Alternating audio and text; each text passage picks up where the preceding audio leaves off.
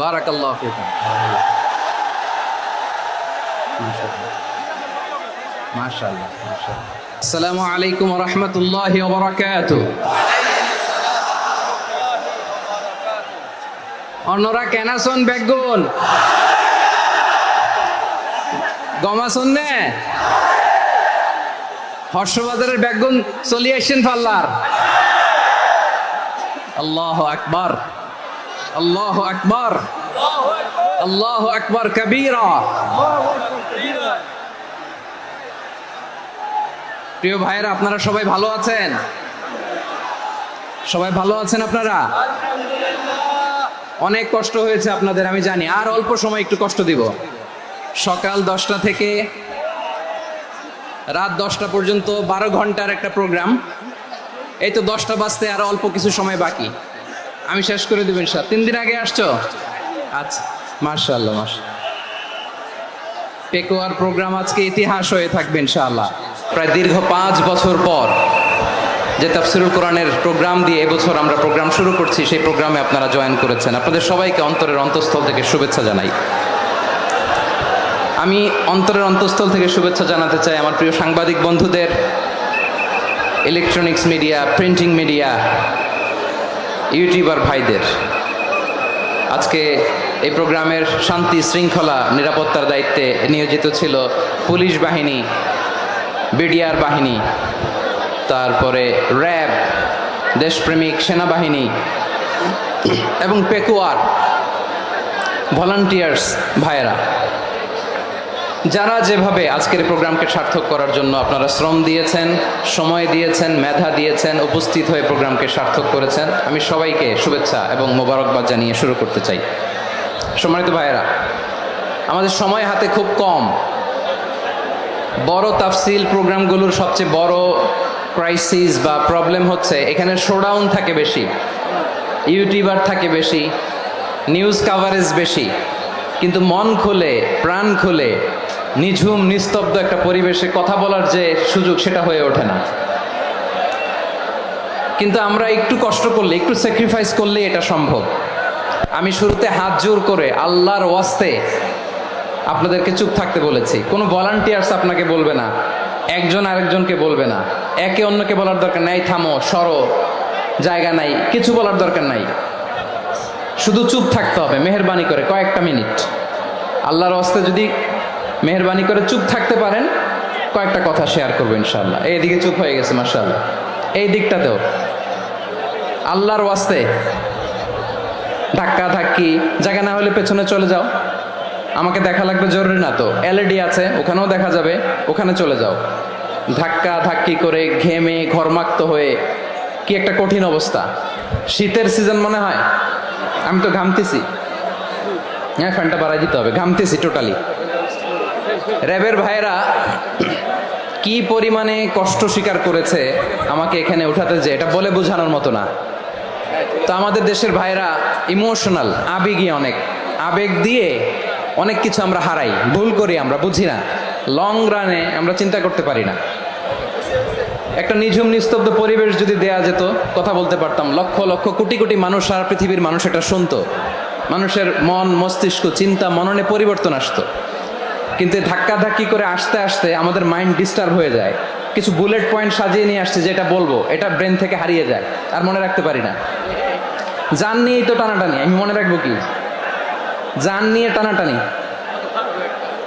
তো যদি আমরা প্রতিটা বড় বড় পাবলিক ইভেন্টে যদি এরকম করি, আমাদের পক্ষে কি আর ময়দানে কথা বলা সম্ভব হবে? বাধ্য হয়ে পরে ফেসবুকে ঘোষণা দিব যে আমি আর তাফসির মাহফিলে নাই, আমি মসজিদের হালাকা করব, 20 জন নিয়ে আমি দাওয়াতি কাজ করব, যথেষ্ট, গুড ইনাফ। এটাই আপনারা চান নাকি? এটাই চান? তো একটু মেহরবানি করে চুপ করা যাবে না? জায়গা না হলে পেছনে চলে যান, কিন্তু যারা থাকবেন চুপচাপ, আওয়াজ করা যাবে না। আল্লাহর ওয়াস্তে, আল্লাহর ওয়াস্তে অনুরোধ করার পরে যদি এটা ভায়োলেট করেন, জবাব দিতে হবে আল্লাহর কাছে। খবরদার, আল্লাহর ওয়াস্তে বলেছি, আওয়াজ করা যাবে না। ভাইয়েরা, এইভাবে আলোচনা করা যায় না, মেহরবানি করে আওয়াজ করবেন না। আমার দিকে তাকান। আজকে যে টপিকটা নিয়ে আমি আপনাদের সামনে কথা বলবো, সেটা হচ্ছে আমাদের ধর্মীয় জীবনে, সামাজিক জীবনে, রাষ্ট্রীয় জীবনে ঐক্যবদ্ধ থাকার গুরুত্ব। The importance of unity in our life. আমরা ঐক্যবদ্ধ থাকতে চাই কি চাই না? এই আপনাদের গলার আওয়াজ। আমরা ঐক্যবদ্ধ জীবনযাপন করতে চাই কি চাই না? চাই। ঐক্যের কোনো বিকল্প নাই। গত 50 বছর তো দেখেছি এই ডিসইউনিটি, অনৈক্য, বিভেদ, বিচ্ছিন্নতা আমাদেরকে কোথায় নিয়ে গিয়েছে। এই যে দেখেন কিছুদিন আগে আমাদের বর্তমান নেতা ডক্টর ইউনূস, উনি সব রাজনৈতিক নেতৃবৃন্দদেরকে ডেকেছেন একটা ইস্যুকে কেন্দ্র করে। তার মানে গোটা বাংলাদেশ এক হয়ে গিয়েছে। আমরা সবাই উদ্বেলিত হয়েছে, উচ্ছ্বসিত হয়েছে, ঠিক কিনা বলেন? রাজনৈতিক নেতাদেরকে ডেকেছেন উনি, আমরা এক হয়েছি। এরপর ধর্মীয় অঙ্গনের যে লিডাররা, বিভিন্ন ধর্মের, শুধু মুসলিম না, সবাইকে ডেকেছেন, আমরা ঐক্যবদ্ধ হয়েছি। এটাকে বলে ন্যাশনাল ইউনিটি, জাতীয় ঐক্য। যে কোনো ধরনের কনস্পাইরেসি, ষড়যন্ত্র, আধিপত্যবাদ মোকাবেলায় জাতীয় ঐক্যের চেয়ে মোক্ষম হাতিয়ার আর নাই। আমাদের একটা প্রতিবেশী দেশ আছে, আমরা আমাদের দেশ নিয়ে যত ভাবি তারা তার চেয়ে বেশি ভাবে। কথা বুঝতেছেন না? আরো ভেঙে বলতে হবে। আমরা আমাদের দেশ নিয়ে যত উদ্বিগ্ন, এদের আরো টেনশন বেশি। বলেন আমাদের দেশে শান্তি আছে না নাই? আমরা হিন্দু মুসলিমে কখনো দাঙ্গা লাগে? আসতে বলেন কেন লাগে? ওদের পূজা পার্বণে আমাদের মাদ্রাসার ছেলেরা যে পাহারা দেয়, চিল্লায় বলেন ঠিক কিনা? আমাদের তাফসির মাহফিলের সময় ওরা ডিস্টার্ব করেন, ঢোল বাজায় না। ওদের পূজা পার্বণের সময় আমাদের তাফসির মাহফিলের ডেট হলে আমরা চেঞ্জ করে দেই। সুবহানাল্লাহ, কি সাম্প্রদায়িক সম্প্রীতির রোল মডেল। আর ওই বাংলাদেশের ব্যাপারে তারা অনেক ডিসইনফরমেশন ছড়াচ্ছিল। ভারতের অনেকগুলো গণমাধ্যম, আমি জেনারেলাইজ করব না, আমাদের প্রতিবেশী দেশের সব গণমাধ্যমকে আমি দোষ দিতে চাই না, অনেকগুলো গণমাধ্যম তারা ডিসইনফরমেশন শেয়ার করেছে। ডিসইনফরমেশন আর মিস ইনফরমেশনের পার্থক্য আছে। মিস ইনফরমেশন না জেনে ভুল বুঝে একটা মিথ্যা বা ভুল তথ্য ছড়িয়ে দেয়া, এটার ক্ষমা আছে, এটার কি আছে? আর ডিসইনফরমেশন মানে ইচ্ছা করে, প্ল্যান করে, ম্যাপ করে, ছক এঁকে মিথ্যা, গুজব, রটনা সোশ্যাল মিডিয়ায় ছড়ানো, এটার ক্ষমা আছে? আওয়াজ করে বলেন ক্ষমা আছে? ভারতের কিছু গণমাধ্যম তাই করেছে, আমরা ব্যথিত হয়েছি, আমাদের হৃদয়ে রক্তক্ষরণ হয়েছে। আমাদের প্রতিবেশী দেশকে বলতে চাই, আমাদের দেশ নিয়ে আপনাদের ভাবার দরকার নাই, নিজের চরকায় তেল দেন, নিজের দেশ নিয়ে ভাবেন। গত মাসের ভয়েস অফ আমেরিকার রিপোর্ট, বাংলাদেশে সংখ্যালঘু জনগোষ্ঠী আগের চেয়ে বেশি নিরাপত্তা পাচ্ছে। Report voice of America, Muslim report নাকি? মুসলিম জরিপ, ভয়েস অফ আমেরিকা। কথা বোঝে নাই বোধহয়। ভয়েস অফ আমেরিকা কি আমাদের রিপোর্ট না? ভয়েস অফ আমেরিকার জরিপ, বাংলাদেশের সংখ্যালঘু জনগোষ্ঠী আগের চেয়ে ভালো নিরাপত্তা পাচ্ছে। শুধু এখানেই শেষ না, মাইক্রোসফটের একটা জরিপ শোনাই আপনাদেরকে। তারা সারা পৃথিবীতে গুজব, ভুয়া আর মিথ্যা নিউজ ছড়ানোতে কোন দেশ সেরা একটা রিপোর্ট করেছে। এর মধ্যে 1 নম্বরে এসেছে ভারতের নাম। মাইক্রোসফট তো মুসলমানরা চালায় না? কথা বোঝে নাই বোধহয়। প্রতিবেশী দেশকে বলবো, আপনারা নিজের চরকায় তেল দেন, আপনারাও শান্তিতে থাকেন, আমাদেরকেও শান্তিতে থাকতে দেন। সব চেঞ্জ করা যায়, প্রতিবেশী চেঞ্জ করা যায় না। আমাদের ল্যান্ড তাদের ল্যান্ড, পাশাপাশি। আমরা চাই তারাও সুখে থাক, আমরাও সুখে থাকি, ঠিক কিনা? কিন্তু প্রতিবেশী হলে বন্ধুত্বপূর্ণ আচরণ করতে হয়। প্রতিবেশী যদি বন্ধু না হয়ে প্রভু হতে চায়, এরকম দানব প্রতিবেশী কেউ চায় না। ভারত যদি বন্ধুত্ব উপহার দেয়, আমরা বন্ধুত্ব দিব, কি বলেন? তারা যদি বন্ধু সুলভ আচরণ করে, আমরাও বন্ধুত্ব উপহার দেব। কারণ আমাদের পররাষ্ট্র নীতি হচ্ছে সবার সাথে বন্ধুত্ব, কারোর সাথে বৈরিতা নয়। আলহামদুলিল্লাহ বলেন। কত চমৎকার পলিসি আমাদের। আমরা নির্বিবাদী, আমরা বাংলাদেশিরা শান্তিকামী। We are proud of that. এজন্য আমরা গর্ববোধ করি। আমাদের পররাষ্ট্র নীতি সবার সাথে বন্ধুত্ব, কারোর সাথে শত্রুতা নয়। তাই প্রতিবেশী দেশকে বলবো, আমার ভাইয়েরা, আপনারাও আমাদের ভাই, বন্ধুত্ব দিলে বন্ধুত্ব পাবেন। বন্ধুত্ব ইজ ওয়েলকাম, দাদাগিরি নয়।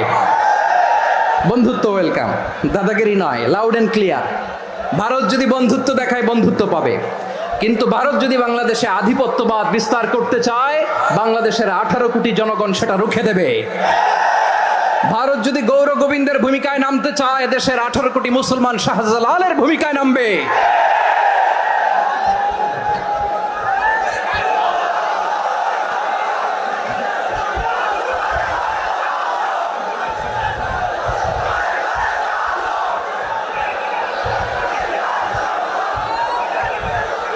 প্রিয় ভাইয়েরা, আমরা বন্ধুত্বে বিশ্বাসী, শত্রুতায় নই, ঠিক কিনা বলেন?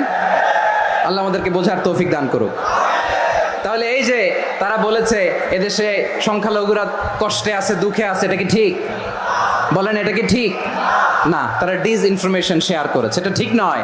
আমার প্রতিবেশী বন্ধু রাষ্ট্রকে বলবো, আপনারা এটা করবেন না, এটা করবেন না। আমরা শান্তিতে আছি, আপনারাও শান্তিতে থাকেন, আমাদেরকেও শান্তিতে থাকতে দেন। এই যে চিটাগাংয়ের অ্যাডভোকেট আলিফ হত্যাকাণ্ডে গোটা বাংলাদেশ আমরা ধৈর্যের পরাকাষ্ঠা দেখিয়েছে, চিল্লায় বলেন ঠিক কিনা? আমাদের নেতা আমাদেরকে ডেকেছে, আমরা শান্ত থেকেছি। আমরা শান্ত থাকতে চাই, আমরা ঐক্যবদ্ধ থাকতে চাই। যে কোনো ষড়যন্ত্র রুখে দেওয়ার জন্য ঐক্যবদ্ধ প্রচেষ্টার কোনো বিকল্প নাই। তাই আজকের আলোচনার ছোট্ট একটা টপিক আমি শিরোনাম ঠিক করেছি, আমাদের জীবনে, সমাজ জীবনে, ধর্মীয় জীবনে, রাষ্ট্রীয় জীবনে ঐক্যবদ্ধ থাকার গুরুত্ব। এবার আওয়াজ করে পেকুয়ার ভাইয়েরা বলেন, আমরা ঐক্যবদ্ধ জীবনযাপন করতে চাই কি চাই না? আল্লাহ তাআলা সে নির্দেশনাই দিচ্ছেন। আল্লাহ তাআলা ইরশাদ করছেন, ওয়া'তাসিমু বিহাবলিল্লাহি জামিআন ওয়া লা তাফাররাকু ওয়াযকুরু নি'মাতাল্লাহি আলাইকুম إذ كنتم أعداء فألف بين قلوبكم فأصبحتم بنعمته إخوانا وكنتم على شفا حفرة من النار فأنقذكم منها كذلك يبين الله لكم آياته لعلكم تهتدون الله أكبر পড়েন। আল্লাহ বললেন, ও গোলামেরা শোনো, ওয়া'তাসিমু বিহাবলিল্লাহি জামিআ, ও আমার গোলামেরা সবাই মিলে আল্লাহর রশিকে আঁকড়ে ধরো। আল্লাহর রশি হলো ইসলাম, আল্লাহর রশি হলো কোরআন। আল্লাহ বললেন, কোরআনকে আঁকড়ে ধরো, ইসলামকে আঁকড়ে ধরো। একা একা আঁকড়ে ধরলে চলবে না, জামিয়া, সবাই মিলে আঁকড়ে ধরো। এই আদেশটা আমাদের জন্য দান করেছেন কে?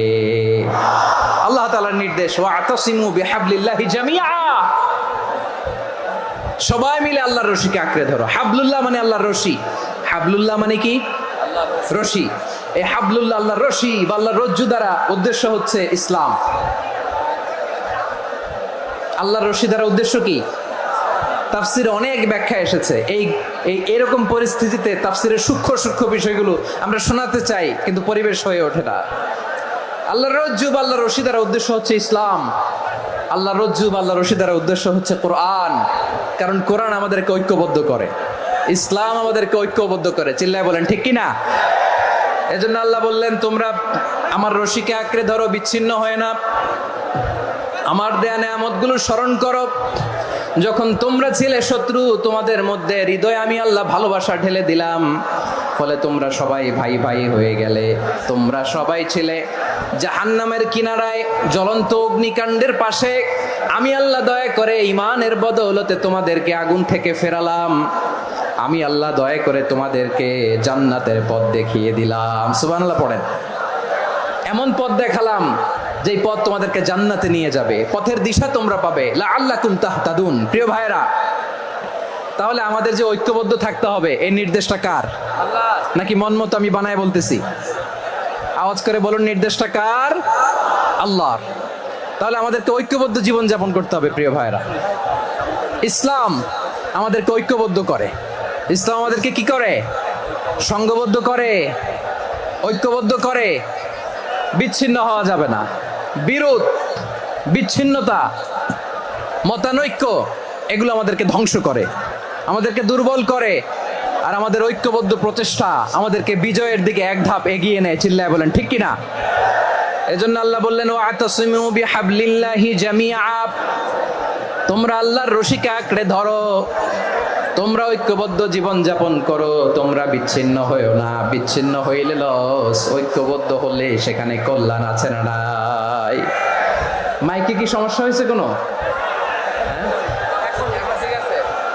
এবার ঠিক আছে। প্রিয় ভাইয়েরা, শেষ করে দেই না তাইলে? শেষ করে দিব তো? গত 2 দিন আগে এসে বসে আছেন, আর আমি আসার 20 মিনিটের মধ্যে উঠে যাচ্ছেন কেন? আর সহ্য হচ্ছে না? আর পারতেছেন না? হ্যাঁ, বসেন। যাদের খুব জরুরত তাদেরকে বের হইতে দেন। অনেকে সকাল থেকে বসে আছে, ওয়াশরুমে যেতে হবে, সারাদিন কিছু খায় নাই, পাগলের মতো বসে আছে। আমি জানি, সব রিপোর্ট আছে আমার কাছে। মেহেরবানি করে বিশৃঙ্খলা করবেন না, আল্লাহর ওয়াস্তে, আল্লাহর ওয়াস্তে। যাদের কষ্ট হচ্ছে বের হয়ে যান। আরো কয়েক মিনিট কথা বলে আমরা শেষ করব। আল্লাহর ওয়াস্তে, আল্লাহর ওয়াস্তে বলার পরেও এরকম বিশৃঙ্খলা করা মোটেও কাম্য নয় প্রিয় ভাইয়েরা।